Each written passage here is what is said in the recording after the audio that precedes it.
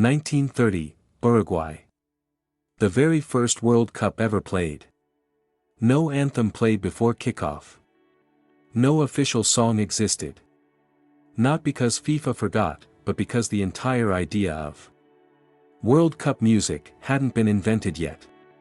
It would take 96 years, 17 tournaments, and one Colombian superstar appearing twice, to turn 4 minutes of music into one of the most anticipated moments of the entire tournament. This is the complete evolution of the World Cup anthem. From silence in 1930, to a 4 billion view phenomenon, to the most ambitious music project FIFA has ever attempted. In 2026. Let's go back to the beginning. When the first World Cup kicked off in Montevideo in 1930, football was still inventing its own traditions. There was no red carpet moment. No big anthem. Players just walked out and played. It took until 1954, at the World Cup in Switzerland, for the playing of national anthems before matches to become standard practice. This was also the first World Cup ever broadcast globally on television, and FIFA quickly understood that music and spectacle could amplify the emotional weight of the tournament. But an official World Cup song, something separate from national anthems, made specifically to represent the tournament itself, that idea came from somewhere completely unexpected. The fans. In 1962, ahead of the World Cup in Chile, a local rock band called Los Ramblers wrote a song called El Rock del Mundial. It wasn't commissioned by FIFA. It wasn't official.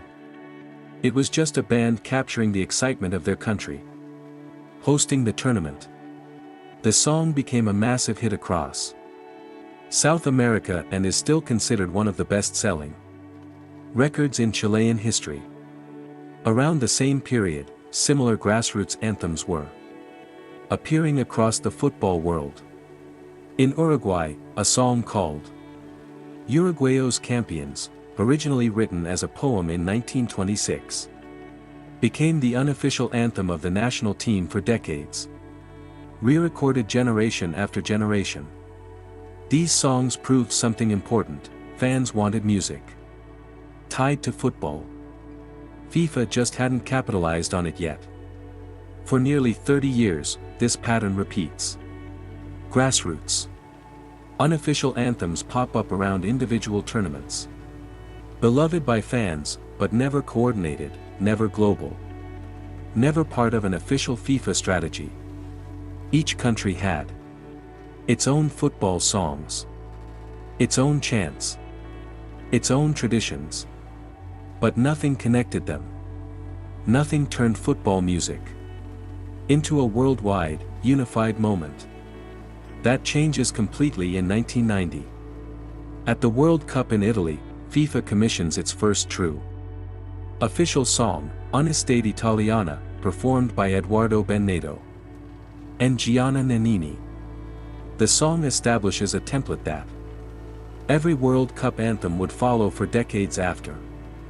A bilingual chorus, a stadium-sized hook, and a song performable at the closing ceremony. Then comes 1998. France. And the moment that changes everything. Ricky Martin records La Copa de la Vida, the Cup of Life.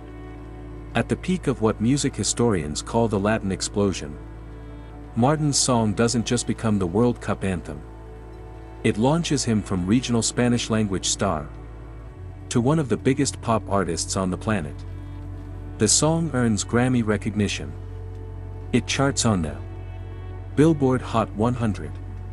An entire generation of Latin pop crossover artists can trace their breakthrough back to this single song. For the first time, a World Cup anthem became bigger than the tournament itself. FIFA notices. And the songs keep evolving. 2002, Korea and Japan, Anastasia's Boom and Vangelis. Orchestral anthem bring a more cinematic, electronic sound. 2006, Germany, FIFA takes its boldest creative risk yet. Pairing classical crossover group Il Divo with Tony Braxton. For the time of our lives, a ballad, for a football tournament. Polarizing. Unexpected. Unlike anything before it. Then 2010 arrives. South Africa. And music history changes. Forever. Shakira releases Waka Waka, this time for Africa. The numbers are almost impossible to comprehend. Over 4 billion views on YouTube. More than 1 billion. Streams on Spotify. #1 in 15 countries. Simultaneously. The most streamed World Cup song in history. According to Guinness World Records. His song arrives at the exact moment YouTube becomes the dominant way the world consumes music. 16 years later, Waka Waka is still the benchmark. Every single FIFA anthem since has been measured against. None have come close. Think about what that actually means. An anthem from 2010 is still outperforming songs released in 2014, 2018, and 2022. Tournaments with bigger production budgets, more famous collaborators, and far more sophisticated marketing campaigns. Sometimes the right song, at the exact right cultural moment, simply can't be replicated by trying harder. It has to happen. Again, by accident, the same way it happened the first time. 2014, Brazil tries a three-artist approach. Pitbull, Jennifer Lopez, and Brazilian star Claudia Leite team up. For We Are One. Strong commercially. But the cultural footprint is noticeably smaller than Waka Waka. 2018, Russia, Nicky Jam, Will Smith and Era Istrafy release Live It Up. A fun, danceable summer track, but one that fades from memory almost as quickly as the tournament ends. By 2022, FIFA changes strategy entirely. Instead of betting everything on one single song, Qatar gets a multi-track soundtrack, Haya Haya featuring Trinidad Cardona, Davido, and Aisha, alongside additional tracks from Nicki Minaj, Maluma, Ozuna, and even Jungkook of BTS. More voices. More genres. More countries represented. But still, no single song captures the world the way Waka Waka did. Which brings us to 2026. And what might be the most ambitious World Cup music project ever assembled. FIFA didn't release one anthem. They released an entire album. Jelly Roll and Karen Leon. Los Angeles Azules and Belinda. Daddy Yankee and Shensia. Jessie Reyes and Ileana. Lisa, Anita, and Rema uniting three completely different corners of the pop world on a single track called Goals. And then, Shakira returns. 16 years after Waka Waka, she teams up with Burna Boy for Die Die, released May 15, 2026.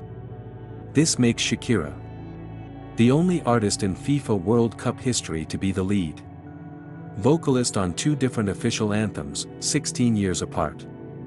No one else has ever done that. Not Ricky Martin. Not Pitbull. Not anyone. Think about the symbolism of that choice. After 16 years of FIFA searching for the next Waka Waka, trying three-artist collaborations, multi-song albums, K-pop crossovers, even classical opera singers, the answer FIFA eventually landed on wasn't a new formula at all. It was simply, bring back the person who already did it once. So here's the bigger picture. In 1930, World Cup music didn't exist. Players walked onto the pitch in silence. By 1962, fans were writing their own anthems out of pure excitement. By 1990, FIFA turned that energy into an official tradition. By 1998, a single song could launch A global pop career.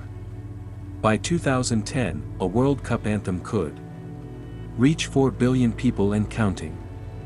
And by 2026, FIFA isn't releasing a song anymore. They're releasing an entire musical universe. Built by artists from 6 different continents. Anchored by the only performer ever asked back for a second turn at making history. 96 years. 17 tournaments. 1 evolution. That turned 4 minutes of music into one of the most anticipated moments in all of sports. If you want the full story behind Waka Waka, the controversy, the records, the secrets nobody talks about, we've already covered it. Link in the description. Subscribe to Anthem Lore. New World Cup story every single day. Until the final on July 19th. I'll see you tomorrow.